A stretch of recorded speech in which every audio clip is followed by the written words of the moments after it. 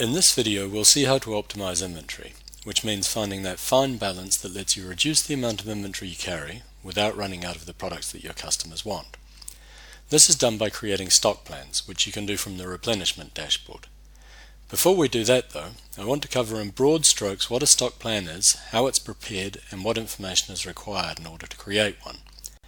A stock plan is basically just a set of recommendations as to what you need to buy to ensure that you have enough stock on hand to meet forecasted demand. Before creating a stock plan then, we first need a demand forecast. The forecast is what we expect to sell and needs to be a detailed SKU level forecast, which means the SKU field needs to be the last item in the hierarchy for that forecast.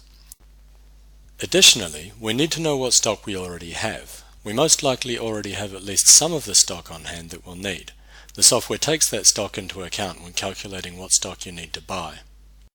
Finally, when you place orders with suppliers, delivery is not instantaneous. There will inevitably be some delay before goods will be available to customers, which is known as the lead time. Lead time has an important impact on replenishment decisions. To understand why, imagine that our forecasted demand for widgets in the next 4 weeks is 200 widgets per week, so 800 widgets in total. After that, widget season is over and demand will drop significantly.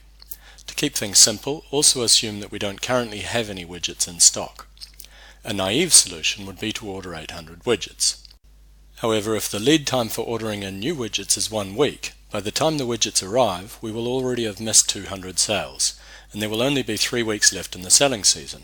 So after taking lead time into account, we only need to order 600 widgets. That way, when the new widgets arrive, we'll have enough widgets on hand to cover forecasted demand from the point in time when the widgets actually arrive, rather than from when we place the order. So, to recap, to create a stock plan we need a SKU level demand forecast, and we need to know both current stock levels and lead times. Back to SKUBrain then. Let's create a stock plan from the replenishment dashboard by clicking on the New Plan button. This takes us to the Stock Plan wizard. At this point, you'll see one of two quite different things. If you've hooked SKUBrain up to your ERP system, the software will be able to fetch current stock levels for the products that you sell directly from your ERP system.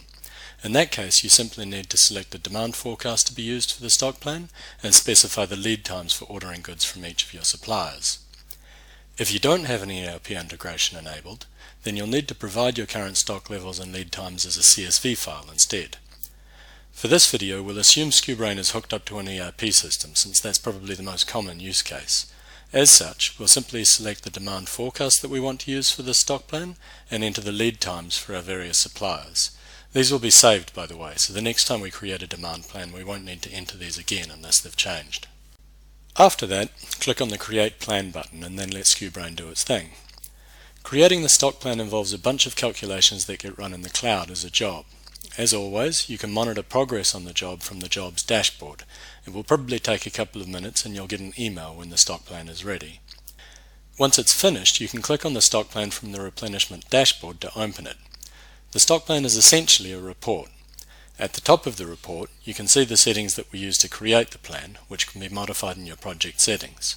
Below that is a quick summary showing the total number of SKUs and products that either need to be replenished or which are considered overstock, and which you might therefore like to consider for promotions in order to free up cash.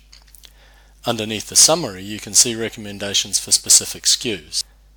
And since you likely won't be placing orders for each SKU individually, at the top of the report there's a Download CSV button that you can click on to export the recommendations as a CSV file that you can open in Microsoft Excel or Google Sheets or whatever.